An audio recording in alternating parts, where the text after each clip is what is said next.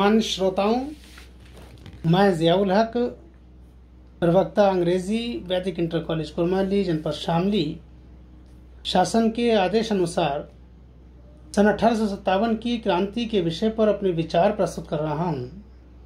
सन 1857 की वो क्रांति जिसकी योजना श्री नाना साहब, जिनका वास्तविक नाम धोंदू पंत था, और जिन्होंने कानपुर में इस क्रांति का नेतृत्व भी किया था, एवं उनके सहयोगी एवं उनके नज़दीकी श्री अजीमुल्लाह, जिन्होंने फतेहपुर में इस क्रांति को लीड किया, इसका नेतृत्व किया। इन दोनों ने इस क्रांति की योजना इस प्रकार बनाई थी कि इस क्रांति का आगाज़ 31 मई सन 1857 में होना था और क्रांति के प्रतीक के रूप में रोटी व कमल के निशान को तय किया गया था। ये योजना ईस्ट इंडिया कंपनी जो सन 1600 में इंग्लैंड में इस उद्देश्य के साथ बनाई गई थी कि भारत से व्यापार करना उसका उद्देश्य था। इसी मकसद से वो मुगल काल में यहाँ आई भी थी, लेकिन यहाँ व्यापार के साथ साथ उन्होंने शासन में अपनी भागीदारी छोटे छोटे रियासतों के नवाबों को हरा करके, छोटे छोटे राज्यों के राजाओं को परास्त करके, और डलहौजी की एक नीति राज्य विस्तार की जो असंतोष का बहुत बड़ा कारण था कि दत्तक पुत्र को सत्ता का हस्तांतरण अस्वीकार्य कर दिया गया था। जैसे झांसी की रानी का विद्रोह इसी कारण से था, और अवध के नवाब को अयोग्य घोषित करके उनका शासन का हड़प लेना, बेगम हजरत महल का विरोध इसी कारण से था। आर्थिक कारण भी थे कि अकाल पड़े होने के बावजूद भी करों में वृद्धि का हो जाना, उद्योग धंधों का ना चल पाना, ये कुछ आर्थिक कारण थे। सामाजिक और धार्मिक कारण भी इसमें सम्मिलित थे कि भारत एक परंपराओं का देश माना जाता है, रीति रिवाजों का देश माना जाता है, और उस ज़माने में परंपराएं, रीति रिवाज बहुत शिद्दत के साथ मानी जाती थीं। ऐसे में बाल विवाह जो प्रचलन में था, उस पर अंग्रेज़ों ने रोक लगा दी। ये एक तरह से परंपरावादी और रूढ़िवादी लोगों के विरोध में गया उनका ये फैसला।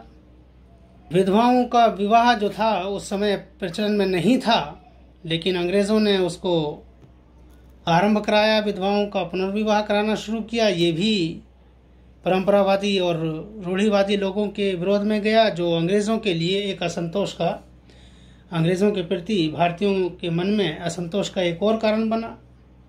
धार्मिक और सामाजिक कारणों में एक और विशिष्ट कारण तब हो जाता है जब 1813 ईस्वी में ईसाई मिशनरी को भारत आने की अनुमति दी जाती है, और वो यहाँ आकर के हिंदुओं का, मुसलमानों का धर्मांतरण करा करके ईसाई उनको बनाया जा रहा था। और ऐसी भी खबरें थीं कि वे मिशनरी भारत को ईसाई राष्ट्र बनाने की ओर अग्रसर हैं।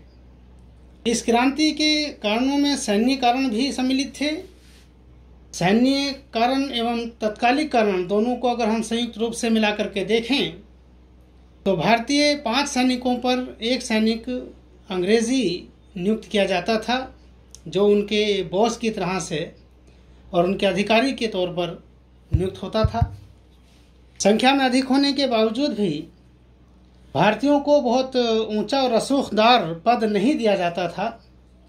ये उन सैनिकों में कहीं ना कहीं असंतुष्टि का भाव पैदा हो रहा था। तो इन सारे कारणों को अगर मिला दिया जाए तो कहीं ना कहीं विरोध की एक भावना प्रत्येक क्षेत्र में पनप रही थी। 1770 से लगातार लोग ईस्ट इंडिया कंपनी के साम्राज्य को झेल रहे थे, बर्दाश्त कर रहे थे, उनके जुल्म का शिकार हो रहे थे, उनकी जातियों का शिकार हो रहे थे।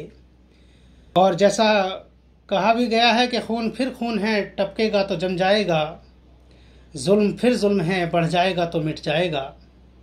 ये जुल्म जब अपनी इंतहा तक पहुंचा, और जैसा मैंने बताया कि योजना तो थी कि 31 मई सन 1857 से इस क्रांति का आगाज होगा, परंतु कुछ हालात, कुछ परिस्थितियां ऐसी उत्पन्न हुई जिससे ये क्रांति क़ब्ल अज़ वक्त, अर्थात वक्त से पहले, समय से पहले ही आरंभ हो गई।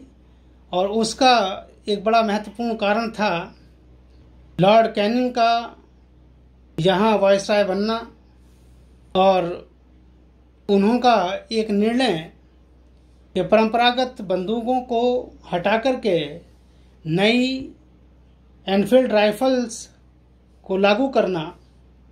ये जो राइफल्स थी, इसमें जो कारतूस का प्रयोग किया जाता था, उसमें चर्बी का प्रयोग होता था, और उस चर्बी को मुंह से हटाना पड़ता था।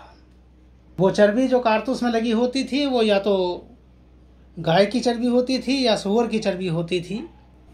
जनवरी 57 में दमदम नाम की एक जगह, वहाँ सैन्य छावनी, वेस्ट बंगाल में, पश्चिमी बंगाल में, वहाँ से पहला विरोध इस बात का हुआ।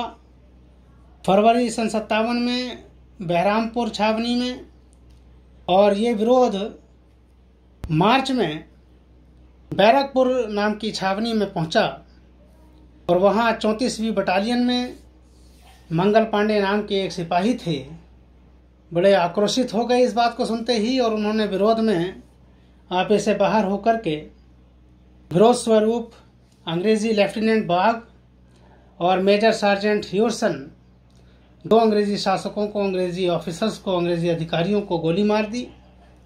और उसका नतीजा ये रहा कि 8 अप्रैल सन 57 को मंगल पांडे को इस जुर्म की सजा के तौर पर फांसी दे दी गई।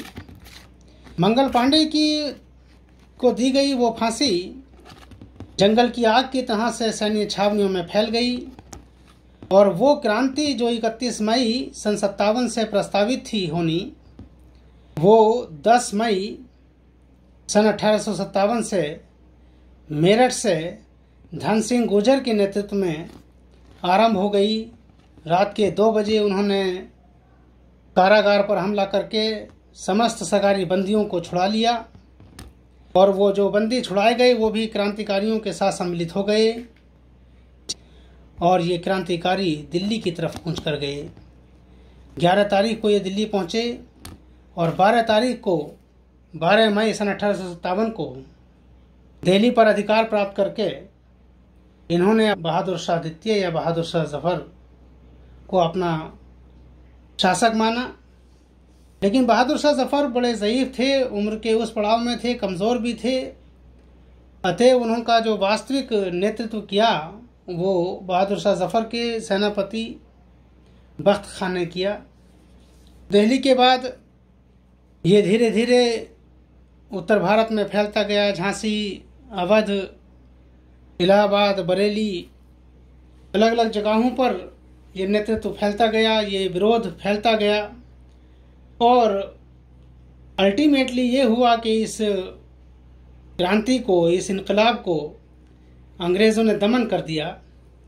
ये इनकलाब खत्म हुआ, इसको दबा दिया गया, लेकिन ये आज़ादी के उस रास्ते को, उस मार्ग को प्रशस्त करने में बहुत सहायक सिद्ध हुआ कि इस इनकलाब के बाद ईस्ट इंडिया कंपनी का शासन को समाप्त कर दिया गया, और क्वीन विक्टोरिया के एक घोषणा पत्र के अनुसार ये घोषणा की गई कि लॉर्ड डलहौजी का वो राज्य विस्तार की नीति को समाप्त कर दिया गया, और कहा गया कि जितना विस्तार अंग्रेजी शासन का होना था वो हो चुका, और विस्तार के लिए अनुचित कोई कार्य अब नहीं किया जाएगा।